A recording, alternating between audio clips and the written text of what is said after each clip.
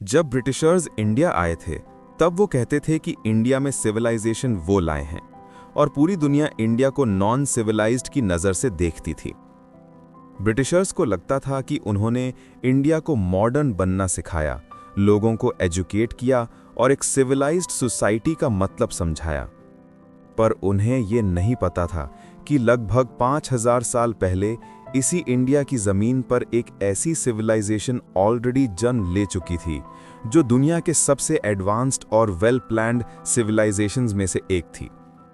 मतलब जब यूरोप अपने प्रिमिटिव स्टेजेस में था, तब ये इंडिया की सिविलाइजेशन में प्लान्ड सिटीज़ थीं, अंडरग्राउंड ड्रेनेज सिस्टम था और एक ऑर्गेनाइज्ड ट्रेड नेटवर्क भी था। और वो है इंडस वैली सिविलाइजेशन, या जिसे हम हिंदी में सिंधु घाटी सभ्यता भी कहते हैं। इसका नाम इंडस वैली इसलिए पड़ा क्योंकि ये सभ्यता सिंधु यानी इंडस नदी के किनारे विकसित हुई थी।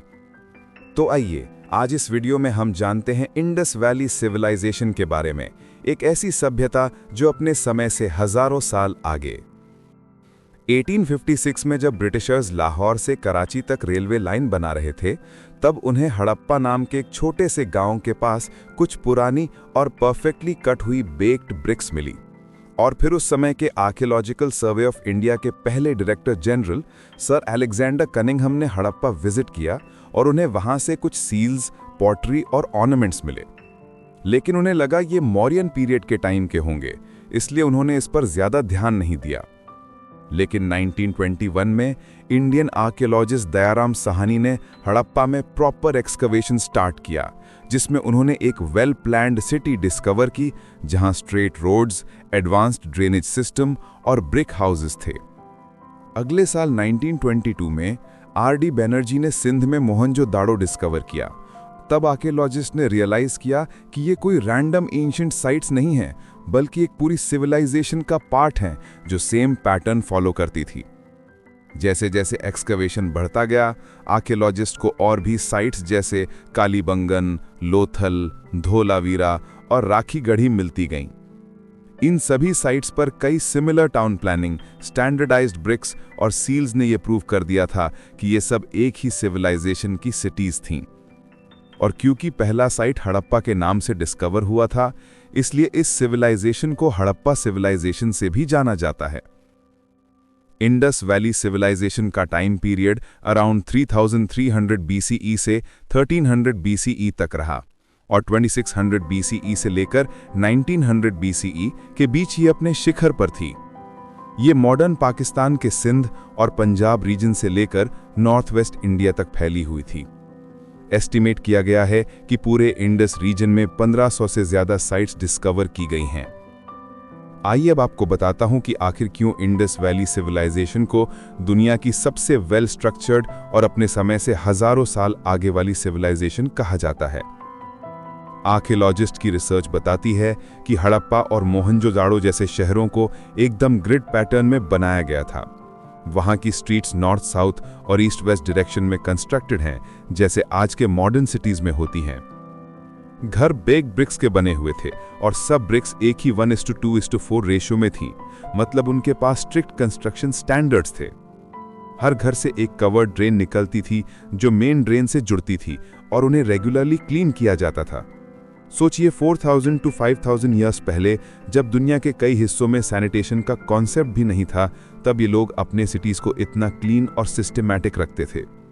मोहनजोदाड़ो का ग्रेट बाथ पुराने समय का पहला पब्लिक वाटर टैंक माना जाता है, जो वाटरप्रूफ प्लास्टर से बना था, जिससे वहां कई लोग रिचुअल बाथ्स के लिए यूज करते थे। इंडस वैली सिविलाइजेशन के लोग मेनली एग्रीकल्चर, हैंडीक्राफ्ट्स और ट्रेड पर डिपेंडेंट थे। उनके पास एडवांस्ड इरिगेशन सिस्टम था, जहां वीट, बार्ले, मस्टर्ड और कॉटन तक उगाई जाती थी।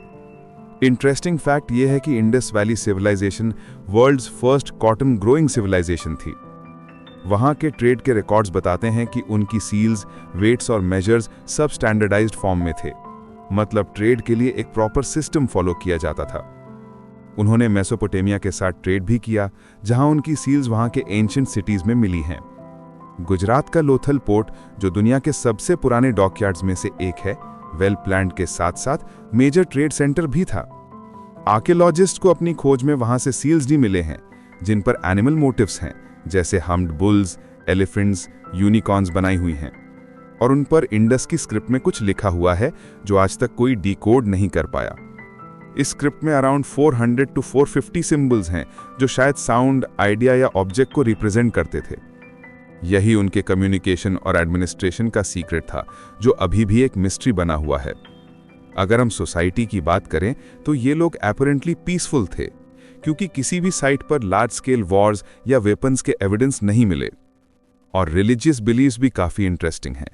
एक्सकवेशंस में मदर गॉडेस के टेराकोटा आइडल्स मिले हैं जो शायद फर्टिलिटी के सिंबल थे।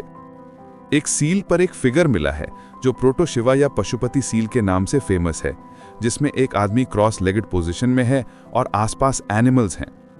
इससे कुछ हिस्टोरियंस कहते हैं कि ये शैविज्म के अर्ली फॉर्म का इंडिकेशन हो सकता है। आर्ट एंड क्राफ्ट्स भी उनके लाइफ का इंटीग्रल पार्ट थे। एक छोटी सी bronze dancing girl statue Mohenjodaro से मिली है, जिसे देखकर लगता है कि उनके पास आर्टिस्टिक सेंसिबिलिटी और इंडिविजुअलिटी दोनों थी।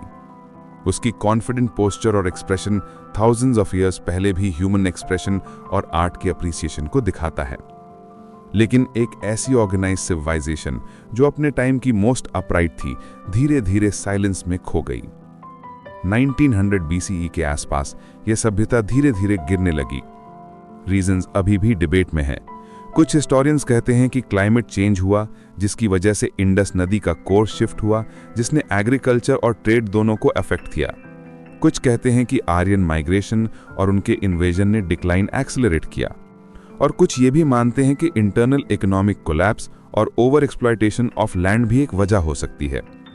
पर जो भी रीजन रहा हो, एक बात तो पक्की है, इंडस वैली सिविलाइजेशन ने दुनिया को दिखाया था कि थाउजेंड्स ऑफ ईयर्स पहले भी भारत के पास अपनी सोच, अपना सिस्टम और अपनी एक अलग पहचान थी।